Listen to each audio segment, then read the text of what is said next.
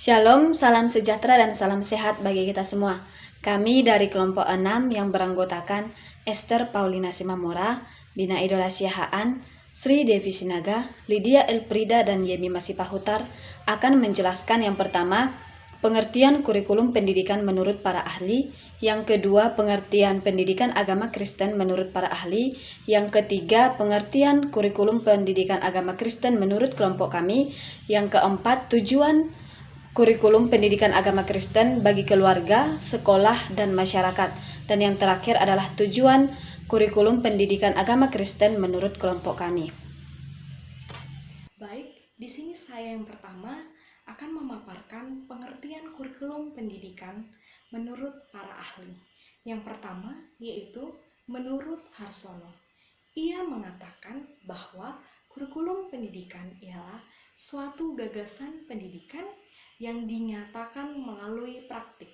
Selain itu, kurikulum pendidikan tidak hanya sebagai suatu gagasan pendidikan saja, akan tetapi seluruh program pembelajaran yang terencana dari institusi pendidikan nasional.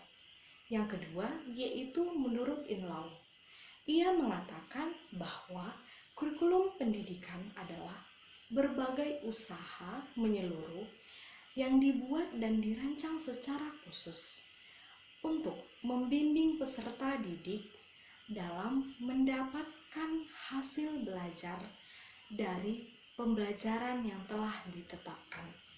Selanjutnya akan dijelaskan oleh teman saya. Yang kedua adalah pengertian pendidikan agama Kristen menurut para ahli.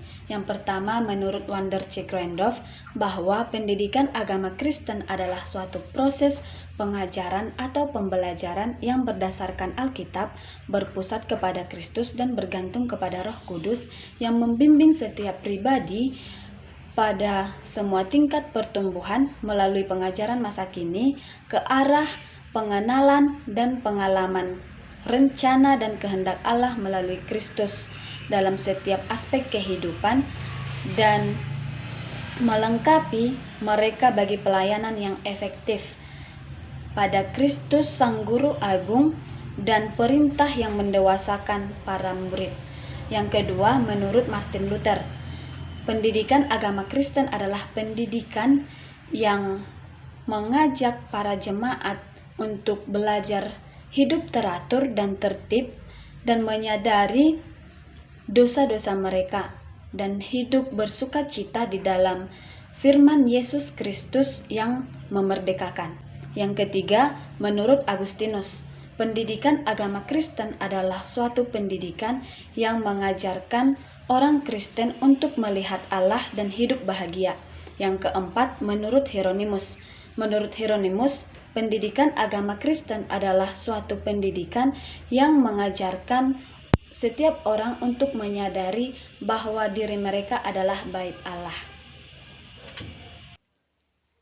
Pengertian kurikulum PAK menurut kelompok kami, kelompok 6, yaitu kurikulum PAK adalah suatu rencana dan pengaturan mengenai tujuan, isi, bahan pelajaran, serta cara yang digunakan sebagai pedoman dalam menyelenggarakan proses belajar mengajar untuk mencapai tujuan pendidikan agama Kristen yang baik dan membangun anak-anak yang takut akan Tuhan, lebih mengenal karya Tuhan dan kuasanya sesuai dengan firman Tuhan yang sudah tertulis di dalam Alkitab.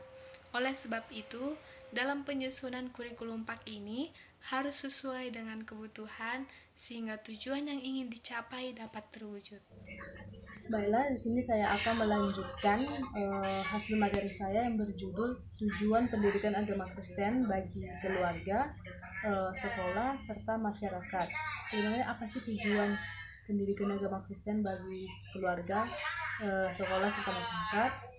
Yang pertama yaitu keluarga.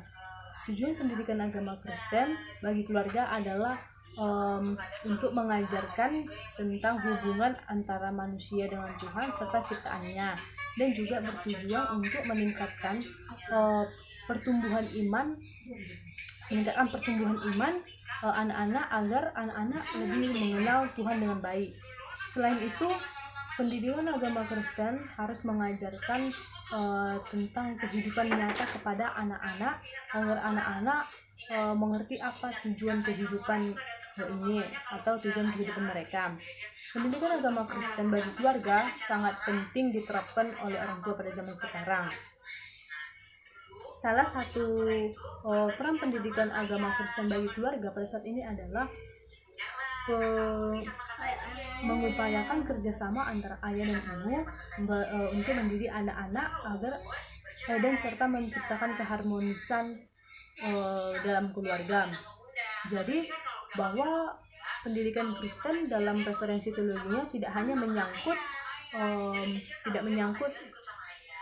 hanya gereja saja, juga di dalam keluarga, yaitu kayak dalam menghasilkan pertumbuhan dalam keluarga dengan nilai-nilai Kristiani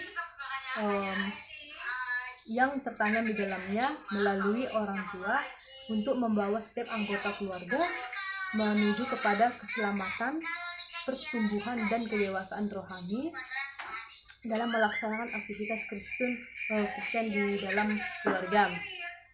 Yang kedua yaitu sekolah. Pendidikan agama Kristen, tujuan pendidikan agama Kristen bagi sekolah yaitu menolong para siswa-siswi untuk mengungkapkan diri Allah dan mencari kasih dalam Yesus Kristus dan meresponnya dalam iman dan kasih. Dan sampai akhirnya maka mereka boleh mengenal siapa mereka dan apa makna situasi kemanusiaan dalam mereka yang bertumbuh sebagai putra-putri Allah yang berakar dalam Kristen, hidup dalam Roh Allah dan memenuhi tugas panggilan atau kemuridan bersama dalam dunia serta tinggal dalam pengharapan Kristen, dan juga membawa peserta didik untuk mengalami perjumpaan dengan Kristus, mengasihi Allah dengan sungguh-sungguh, hidup dalam roh, hidup dalam ketaatan, serta mampu mempraktekkan imannya di dalam kehidupan sehari-hari. Dan yang terakhir yaitu masyarakat. Menjadi murid Kristen yang menjadikan orang lain menjadi murid Kristus yang toleran, membawa damai, menjunjung tinggi perbedaan sehingga anugerah Tuhan yang terindah, serta memperlakukan orang lain yang berbeda agama, suku, dan bahasanya sebagai sesama. Baiklah, materi selanjutnya akan dijelaskan oleh teman kami. Baiklah, di sini saya akan menjelaskan tujuan kurikulum PAK menurut kelompok kami. Tujuan kurikulum PAK adalah usaha sekolah mempersiapkan dan membentuk peserta didik Kristen yang berkualitas, mandiri, kreatif, inovatif, cakap, berprofesional, dan beriman, serta berwawasan akumenis, berkarakter, dan bervisi pelayanan bagi bermasyarakat, berbangsa, dan bernegara sesuai dengan kehendak Tuhan Allah. Sementara itu, tujuan PAK yang dirumuskan di dalam Alkitab tertulis pada kitab Efesus 4 ayat 11 sampai 16. Demikianlah penjelasan beberapa poin yang menyangkut mata kuliah pengembangan kurikulum. Tetap sehat, tetap semangat, dan shalom. Terima kasih.